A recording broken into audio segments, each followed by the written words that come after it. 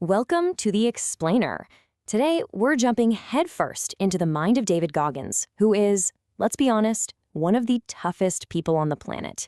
We're going to break down his core philosophy for building just insane mental toughness, and we'll be using his own brutal life experiences as our roadmap. Let's get into it. So, this quote right here, this is pretty much the foundation of the entire Goggins worldview. He sees life as your ultimate competitor. It's an opponent that is always testing you, looking for your weak spots, and just waiting for the chance to break you.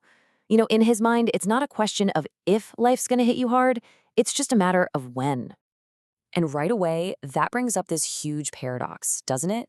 If life is already built to be this tough, why on earth would someone who's already made it?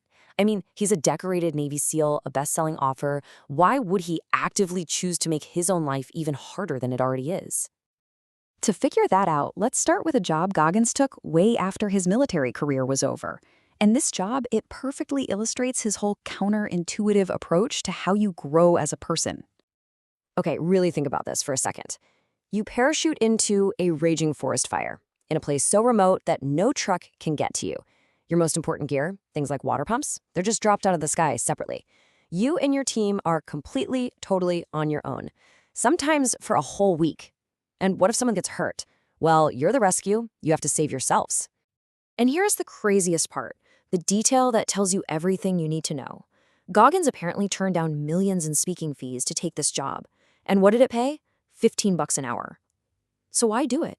Because for him, the money meant nothing. The real value, the real prize, was in the struggle itself. Being cold, being exhausted, and being forced to ask yourself over and over again, why am I even here?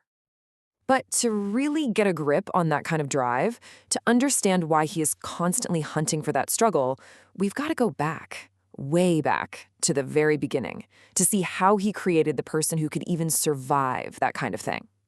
You see, Goggins figured out pretty early on that the person he was born as, David Goggins, he just wasn't built for the fight. He was a kid who was abused, bullied, and his factory default setting was to quit the second things got really, really hard. So he had to build someone new. He created an alter ego that he just calls Goggins. And this new identity was forged in the fire of hardship, specifically designed to stay in the fight no matter what. So how does this new identity work? Well, it's powered by a whole set of mental tools. And maybe the most important one is what he calls the 1-second decision. Let's use his go-to example, Navy SEAL Hell Week. Just imagine, you are only 1 hour into a 130-hour nightmare. You're lying in the freezing cold Pacific Ocean, and every single survival instinct in your brain is screaming at you to just get out. Right there, in that moment, that's where the whole war is either won or lost. This is the battle that's raging inside your head. In that single, tiny second, your mind is at war with itself. You've got your panic brain screaming for immediate relief, for warmth, for comfort. It just wants out, now. But then there's your logical brain, and it knows the long-term price of quitting, the shame, the regret that's going to last forever.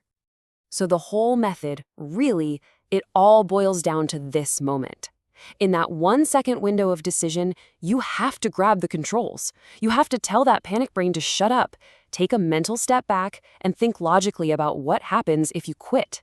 You have to remind your own mind who's actually in charge here. Okay, but where do you get the strength to even make that choice? I mean, that doesn't just come out of nowhere. Goggins argues that it's something you build, piece by piece, on a solid foundation of belief. And yeah, Goggins is not a fan of, just shouting positive affirmations in the mirror. He thinks that real, unbreakable confidence isn't some kind of mind trick. It has to be earned.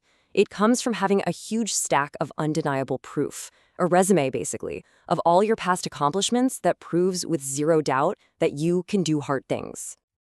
And this is what that stack of proof actually looks like.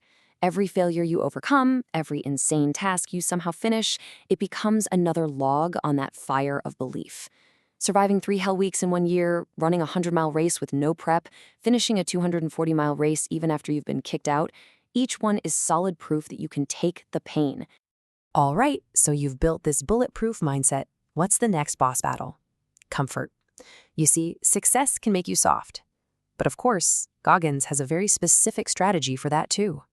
He calls it capping success. And it's exactly what it sounds like. It's consciously deciding to say no to all the rewards of winning, turning down the money, the fame, the easy life, to deliberately force yourself right back to the starting line, back to what he calls the mental lab, because that's the only place where real growth and knowledge can be found.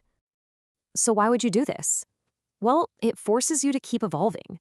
It keeps your message, your purpose, from getting stale and repetitive. But most importantly, it armors your mind against that creeping poison of comfort. It makes sure you stay humble and you stay humble. It's how he makes sure he never forgets the lessons he learned back in the struggle. So when you look at the big picture, this whole thing isn't really about becoming a Navy SEAL or running 240 miles. Those are just symbols. The entire Goggins method really just boils down to how you choose to handle the smallest, toughest moments of decision in your own day-to-day life. And that brings us to his definition of what it means to truly fail. He says that real quitting isn't when your body finally gives out on you. No, it's when you face that simple, quiet question, can I take just one more step? And even though you know the answer is yes, you make the choice to stop anyway. That is real quitting. And that's really the ultimate question that this whole philosophy leaves us with. In those moments when you desperately want to stop, when you want to quit, whether you're on a run, stuck at your desk, or in the middle of a hard conversation, can you find it in yourself to just take one more step?